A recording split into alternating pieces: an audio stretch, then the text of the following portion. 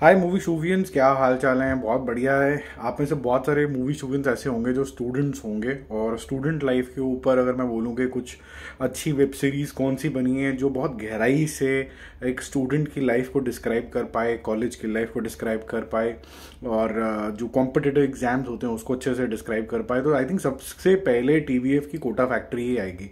अब कोटा फैक्ट्री का ही कोटा के आसपास सेट इन कोटा का एक और सीरीज़ आया है, क्रैश कोर्स। और सबसे पहला सवाल मेरे ख्याल से आप यही पूछोगे कि सर ये बताओ कि क्रैश कोर्स ये जो सीरीज़ आई है अमेजॉन प्राइम वीडियो के ऊपर, क्या ये कोटा फैक्ट्री टाइप है? क्या इसके अंदर जो इनसाइट्स यूज़ करी गई हैं कुछ अलग हैं, या फिर कुछ ऐसा कुछ दिखाया जा रहा है जो हमने कोटा फैक्ट्री में नहीं देखा था?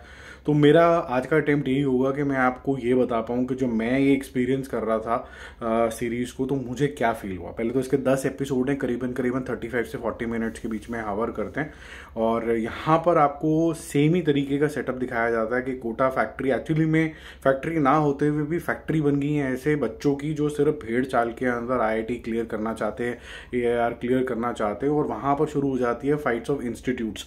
अब यहाँ पर थोड़ा सा सिंपल रखने के लिए दो इंस्टीट्यूट के बारे में फाइट हो जाती है। एक बत्रा इंस्टीट्यूट है और एक आरजे इंस्टीट्यूट है। आरजे इंस्टीट्यूट ये कह सकते हैं कि इस तरीके से दिखाया गया है जो थोड़ा सा जैसे कहते हैं ना, थोड़ा सा लालच भरा है। ऐसा नहीं है कि स्टूडेंट्स को पढ़ाता नहीं है, लेकिन थोड़ा लालच भरा है उसको। उसका जो मोटिवेटर है आरजे का, और आरजे यहाँ पर अनु कपूर ने प्ले करा है, यहाँ पर जो उसके फाउंडर हैं सोटू से, उसका लालच है कि उसका नाम बड़ा होना चाहिए, एक्चुअली में सिटी का नाम उससे हो जाना चाहिए। तो उसका मोटिवेटर अलग लेवल का है, वो अपना नाम हर तरफ देखना चाहता है। तो इतना ज़्यादा कई बार घमंड आ जाता है ना आदमी को।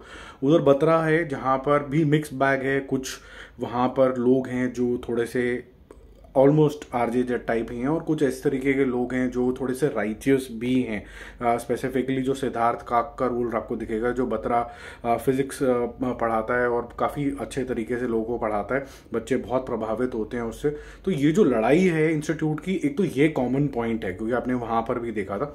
दूसरा, जिस तरीके से वहाँ पर पढ़ाई को दिखाया गया है और सीरियसनेस दिखाई गई है बच्चों की, यहाँ पर बच्चों की जो सीरियसनेस, पढ़ाई, डिटेलिंग ऑफ दैट करिकुलम, इस पर थोड़ा सा कम जोर है। इसके अंदर आपको इतनी टेक्नैलिटीज नहीं दिखेंगी, बट बच्चे किस चीज़ों से गुजरते हैं वो आपको दिखाया जाएगा। पहले ही एपिसोड से आपको बता दिया जाएगा कि ये आरजे इंस्टीट्यूट के बच्चे हैं, ये बत्रा के इंस्टीट्यूट के बच्चे हैं। अब उनकी लाइफ में क्या कुछ होता है, क्या वो ऑफ द इंस्टीट्यूट दोस्त हैं, क्या वो दुश्मन हैं, क्या उनमें आपस में बैंटर होते हैं, क्या वो कभी हंसी खुशी जीवन व्यतीत भी कर पाते हैं कि नहीं कर पाते हैं।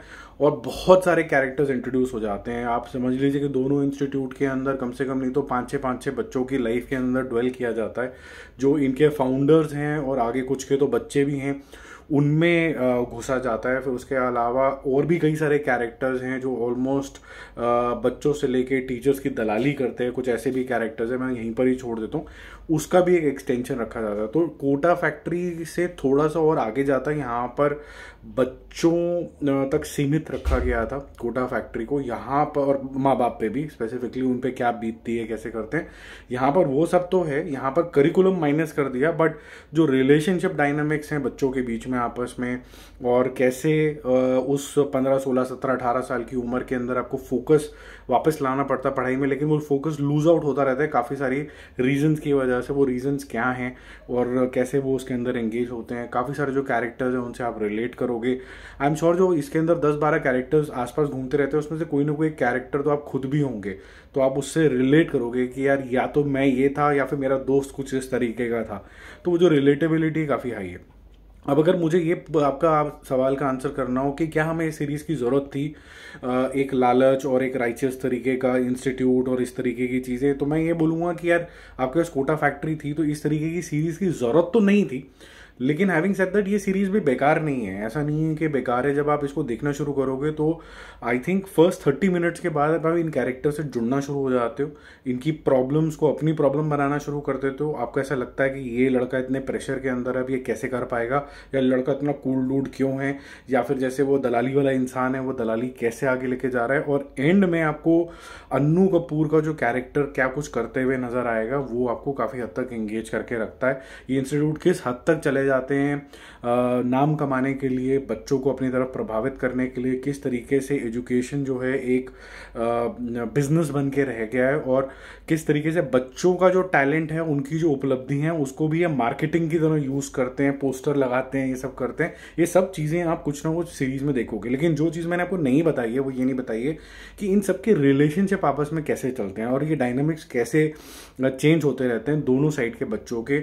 और जो कैरेक्टर्स और भी हैं बियॉन्ड द फाउंडर्स, उनका रोल काफ़ी ज़्यादा क्रिटिकल हो जाता है ये सब फैक्ट्री की तरह चलने के लिए। वो आपको खुद एक्सपीरियंस करना है। एंड ऑफ इट मैं यही बोलूँगा कि कोटा फैक्ट्री से बहुत ज़्यादा अलग तो नहीं है। कोटा फैक्ट्री और ज़्यादा सिंसियर काम था। ये भी बुरी नहीं है, ये भी अच्छी है। अगर आप देखोगे आप रिलेट ज़रूर करोगे इससे।